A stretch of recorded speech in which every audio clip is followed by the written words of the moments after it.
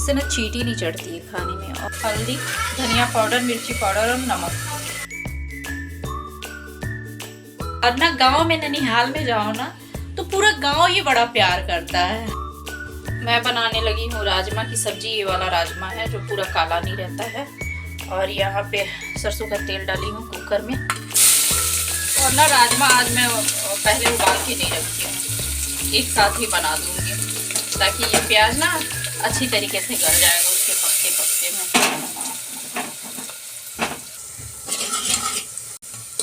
प्याज कुछ ऐसे कलर का हो गया है तो अब मैं इसमें डाल दूँगी टमाटर, अदरक, लहसुन का पेस्ट।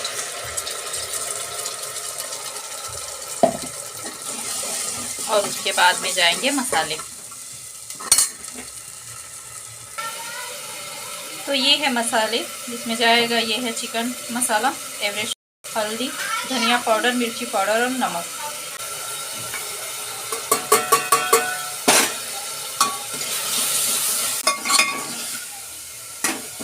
मसाला भूनने के बाद ये राजमा को भी डाल के मैं अच्छी तरीके से भून दी हूँ इसी में। और इसमें जाएगा हिसाब से पानी और उसके बाद सीटी लगा दूँगी।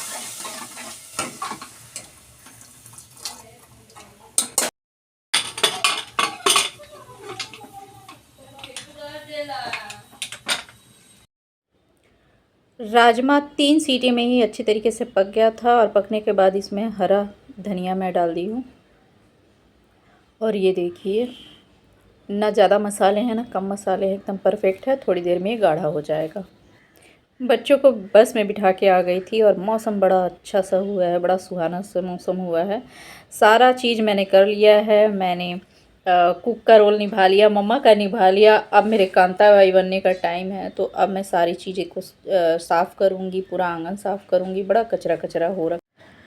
बच्चों के जाने के बाद मैं चाय पी थी। स्थिर बैठ के चाय पीना बड़ा अच्छा लगता है। उसके बाद मैंने आंगन को धो दिया था। आंगन में जो तेज़ बारिश होती है तो पौधे हैं और बड़ा सा पेड़ भी है तो उसकी मिट्टी बाहर आ जाती है, वो बड़ा गंदा सा लगता है। तो फिर इसको अच्छे से झाड़ू से रगड़ रगड़ के साफ़ की थी, नहीं तो पैर भी फिसलता है उसमें।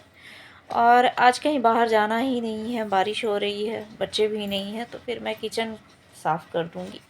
किचन तो बहुत जल्दी ही गंदा हो जाता है क्योंकि तेल के छींटे आते हैं ना तो चिपचिपा सा हो जाता है सारा डब्बा। डीप क्लीनिंग नहीं करूँगी, सामान को निकाल के नहीं धोऊँगी, मैं इसी तरह से सामान के साथ ही डब्बों को धो दूँगी। लेकिन फिर भी टाइम लग गया था। मैं 1.5 घंटे का टाइम लेके चली थी, मुझे 4 घंटे लग गए थे पूरे पूरे। और ये जो झिल्लियाँ बिछी हुई हैं ना, ये क्या है, इसका कोना मुड़ मुड़ गया था, पूरा राउंड राउंड हो गया था। तो कभी कभार क्या होता है ना कि दिमाग नहीं चलता। दिमाग इसलिए नहीं चलता है कि जब पैसा रहता है, ज़रूरी वाली चीज़ें हम तुरंत ख़रीद के ला देते हैं ना, तो दिमाग चलाना बंद हो जाता है। मेरा तो वैसे ही होता है, जब नहीं रहते हैं पैसे तब दिमाग चलता है। तो अभी हाल फिलहाल यही हाल है, महीने का लास्ट दिन है, टाइम है, तो दिमाग चलाना ही पड़ा। फिर मैंने इस कोने को काट दिया ना तो ये बहुत अच्छा सा बन गया, बहुत अच्छा हो गया, नए की तरह हो गया, मुड़ा नहीं बिल्कुल भी। थोड़े बहुत कटे फटे थे वो भी सही हो गए। और आज मैंने कोई स्किन केयर नहीं किया, कोई मेकअप नहीं किया, कोई तैयार नहीं हुई, बस मैंने किचन केयर किया है। तो यहाँ पे बन रहा था, साथ ही साथ मैं खाना भी बनाते जा रही थी। हस्बैंड का आने का टाइम हुआ था तो ये परवल का चोखा बना रही थी मैं। चोखा कहे या चटनी कहे, चोखा नहीं चटनी ही बनाऊँगी, पीसूँगी मैं। तो इसको उबाल दी थी, उबाल के और ऐसे आग पे थोड़ा सा भून दी थी, बहुत अच्छा लगता है। आग पे डायरेक्ट भूनने से तो मेरे से पकता नहीं है, कच्चा कच्चा लगता है, इसीलिए मैं हल्का उबाल देती हूँ, फिर ऐसे आग में सौंधापन आने के लिए भून देती हूँ। तेल लगा दी हूँ इसमें अच्छी तरीके से। अभी बर्तनों का अंबार पड़ा हुआ है, ये भी साफ़ करूँगी। लेकिन सबसे पहले मैं रोटी बना लूँगी, इसकी चटनी है, और सुबह में राजमा की सब्ज़ी जो बनाई थी वो भी है, और थोड़ा सा जो भी बच्चे और कुछ कहेंगे ऑमलेट वगैरह वो बना दूँगी या भुजरी। परवल जो ऐसे काले टाइप का भुनाता है ना वही छीलते बनता है, बाकी जो हरा हरा रहता है ना वो छीलते नहीं बनता है। तो मैं इसको नल के पानी में, बहते हुए पानी में धोऊंगी, आराम से निकल जाएगा।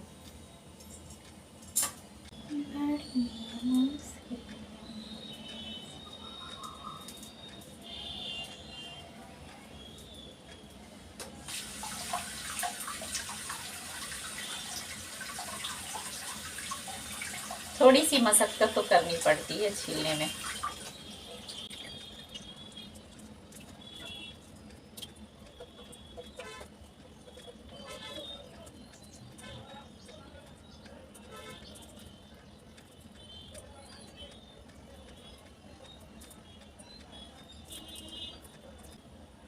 तो ये कुछ इस तरह से भुना है, मतलब छील दी हूँ मैं, ऐसे रहेगा।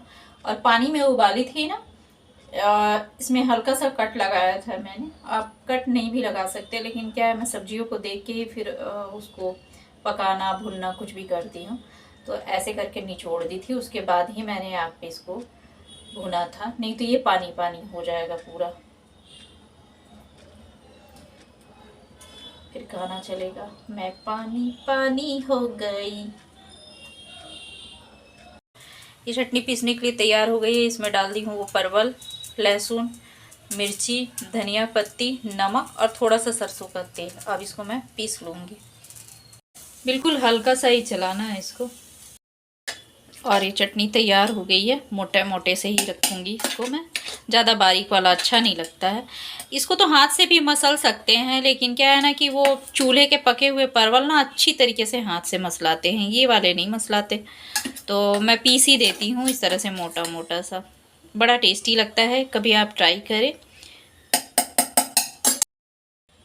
तो परवल की चटनी के साथ ना, परवल के साथ एक बड़ा ही मतलब रोचक रोचक सा किस्सा है। मेरे ननिहाल में ना परवल खेत में बोया जाता था, तो जिसके घर खेत में बोया जाता था ना, वो घर के लोग ना परवल को चूल्हे में पका के नहीं खाते थे। कहते थे क्या कि हम अपने खेत के परवल को अगर चूल्हे में पका के खाएंगे ना, तो हमारे खेत के सारे परवल जो है पक जाएंगे, पीले पीले हो जाएंगे। सब्जी बना के खाते थे अपने परवल, मतलब अपने खेत के परवल का, लेकिन चूल्हे में नहीं पकाते थे। तो ये कुछ कुछ चीज़ों से ना पुरानी यादें जुड़ी रहती हैं।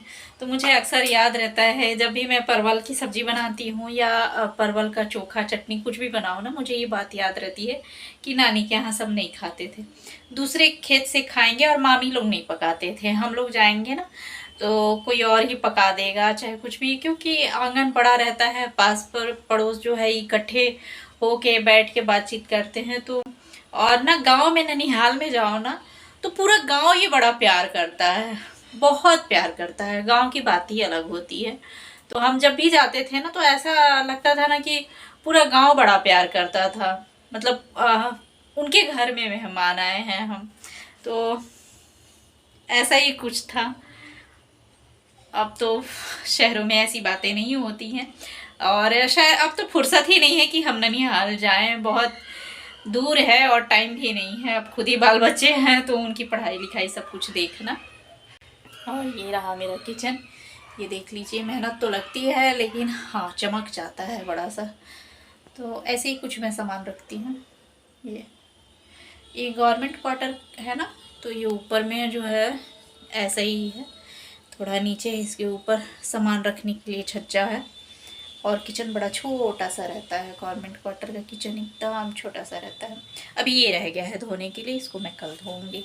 खाने के बर्तनों को यहाँ पे रखना पड़ता है, तो ये चींटी के डर से ना मैं पानी डाल के थाली में और स्टैंड लगा के फिर रखती हूँ, फिर चींटी नहीं आती। लक्ष्मण रेखा कितनी बार खींचते रहूँगी, डेली पोछो डेली लगाओ, और फिर मुझे वो बड़ा गंदा सा लगता है। तो ये है ये अलमारी, और यहीं पे मैं खाना रखती हूँ। ठीक है, इधर पानी पतीले में डाल के रख देती हूँ, और नीचे फिर से सामान रहता है। ये सब्जियाँ आई हुई हैं, अभी रखा नहीं है मैंने फ्रिज में। इधर भी सामान रखा रहता है। और खाना इसलिए यहाँ पे रखती हूँ क्योंकि ये जहाँ पे ये गैस रखा हुआ है, यहाँ जगह ही नहीं है। ये देखिए यहाँ पे इतने दूर में जगह नहीं है। तो गवर्नमेंट क्वार्टर के जो किचन होते हैं ना, काफ़ी छोटे होते हैं, और ऐसे ही एडजस्ट करना पड़ता है सारा सामान कुछ। और ये खिड़कियाँ, तो ये खिड़की दिन में खोल के और फिर खाना बनाती हूँ, नहीं तो फिर ऊपर का ये रोशनदान खोल देती हूँ। अभी तो मैंने ये बोतल वोटल साफ़ करके रखा हुआ है। और ये घड़ी इसलिए रखती हूँ ताकि मेरे बच्चे जब स्कूल जाए ना, तो मतलब मेरे को टाइम का अंदाज़ा रहे कि खाना मतलब कितने देर में बनाना है, क्या पहले बनाऊँ नहीं बनाऊँ, लेट ना हो जाऊँ करके, उस हिसाब के लिए मैं घड़ी रखती हूँ। और यहाँ पे ये लगा के रखी हुई हूँ, यहाँ पे ये वाला स्टैंड ना या बेसिन के पास नल के ऊपर लगा के रखो तो फ़ायदा रहता है कि बर्तन धोते जाएंगे और पानी इसी में झड़ते जाता है। तो इसका बड़ा आराम रहता है मेरे को जाली का। थोड़े बर्तन रहते हैं तो मैं यहीं पे धो लेती हूँ, ज़्यादा रहते हैं तो पीछे साइड आंगन है बहुत बड़ा इसके पीछे में, तो वहाँ धोती हूँ। बाकी ये इसीलिए मैं खाना यहाँ पे नहीं रखती हूँ, एकदम छोटा सा है। देख रहे हैं आप, गैस को साइड एकदम किनारे में रखी हुई हूँ तो इतना सा जगह बचा है, तो खाना कहाँ ही रखूँगी, इसीलिए ये यहाँ पे रहता है खाना। और राशन भी ज़्यादा नहीं भर के रख सकते हैं, राशन को भी ना बहुत ज़्यादा रखेंगे तो कहाँ रखूँगी करके, इसलिए मैं राशन नहीं भरती हूँ। कुछ कुछ रहता है तो इसके नीचे रखे रहती हूँ, इसके नीचे रखे रहती हूँ, मतलब अंदर साइड में, बाकी ज़्यादा राशन नहीं भरती।